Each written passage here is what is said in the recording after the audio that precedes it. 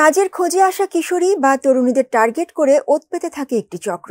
ভালো মানুষ সেজে তাদের কৌশলে নিয়ে যায় বাসায়, তারপর পতিতাবৃত্তিতে বাধ্য করা হয় অসহায় এইসব নারীদের।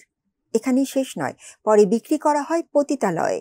প্রায় 150 নারীকে বিক্রি করে দেয়া একটি চক্রের খোঁজ পেয়েছে সাভার মডেল থানা। সহকর্মী জাহিদ হাসান শাকিলের রিপোর্ট, ক্যামেরায় ছিলেন আব্দুল কাইয়ুম।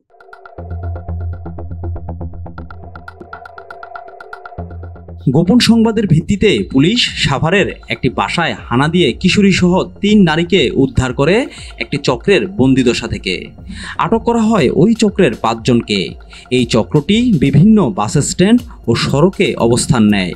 বাড়ি থেকে রাগ করে আসা বা কখনো চাকরি বা কাজের খোঁজে আসা কিশোরী ও তরুণীদের কৌশলে ডেকে আটকে রেখে পতিতাবৃত্তিতে বাধ্য করে। তারপর তাদের সাজিয়ে গুছিয়ে ছবি তুলে পাঠায় বিভিন্ন পতিতালয়ের সর্দারের কাছে। 1.5 থেকে 2.5 লাখ টাকার বিনিময়ে বিক্রি করে দেওয়া হয়। 22 মে বুধবার রাতে সাভারের ভরারি নতুনপাড়া এলাকার ভাড়া বাড়িতে অভিযান চালিয়ে তাদের গ্রেপ্তার করে সাভার থানার আমিনবাজার পুলিশ ফাঁড়ির একটি দল।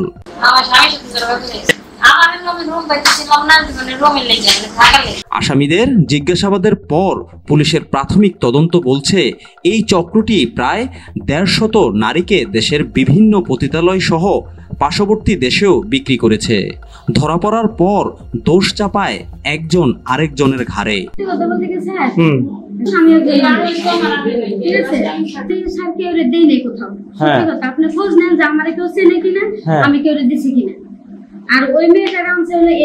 গ্রেপ্তার হওয়া আসামিরা হলো খলিল ব্যাপারী ও তার স্ত্রী লাইলি বেগম, নজরুল ইসলাম ও তার স্ত্রী মিথিলা, অপর সহযোগী লাইলির ননদ তানজিলা আক্তার ফাতেমা।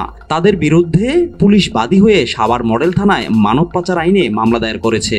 পরবর্তীতে পতিতালয়ে বিক্রি করে দেয় এবং সীমান্ত এলাকায় বিক্রি করে দেয়। এবং জিজ্ঞাসাবাদে আমরা যেটুকু জানতে পারছি যে তারা যদি পতিতালয়ে একটা মেয়ে, ভালো মেয়ে যদি বিক্রি করে দেয় তাহলে 1.5 লাখ, 2 লাখ, 2.5 লাখ টাকা পর্যন্ত বিক্রি করতে পারে। এবং এদের নামেও পূর্বে মানব পাচার আইনে মামলা আছে।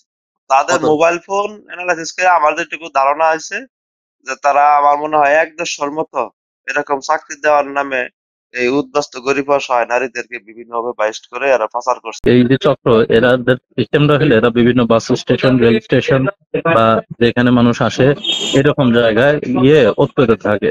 একা কোনো অল্প বয়সী মেয়ে বা মহিলা এরকম যদি পায়, কিংবা যদি বোঝে যে বিপদগ্রস্ত, অসহায়, থাকার জায়গা নাই, এরকম বুঝলেই তারা তাকে বলে যে আমার চাকরি দিতে পারবো, আসো আমার সাথে।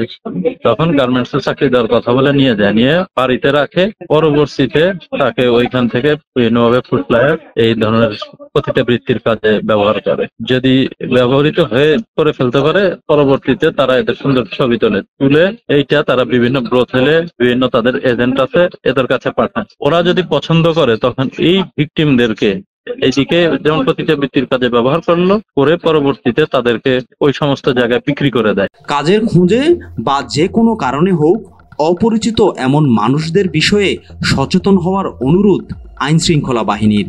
পাশাপাশি মামলাটি গুরুত্ব দিয়ে তদন্ত করছে police. Zahid Hasan Shakil, ATN news, Savar.